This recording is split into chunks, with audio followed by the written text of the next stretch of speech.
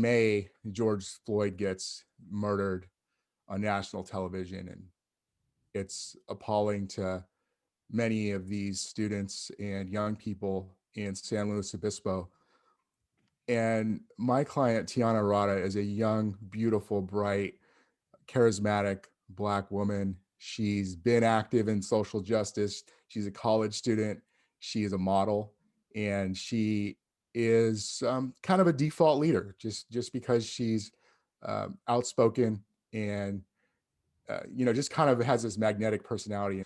The SLO police department and SLO DA's office is a criminal enterprise. The way that they're approaching this case, there's perjury, there's fabrication, there's contrived arrest based on zero evidence, and not only that, there's people who actually did wrong against the protesters, and they're being treated like victims when there's sufficient probable cause to arrest these people for assault with a deadly weapon, etc. And that is the heart and soul and definition of corruption.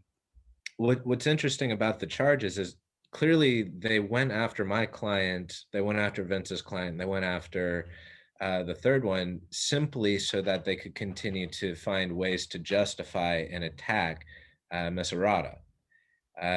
Essentially, this entire case is a conspiracy to go after one defendant who's not particularly liable for anything, who didn't really do anything, but she's a figurehead. Law enforcement that has video of crimes that happen, but instead of releasing the video, they will actually fight the press on its release, citing active investigation or some other nonsense, directly violating the law that our state passed recently, which requires them to release it, and instead put out their own narrative.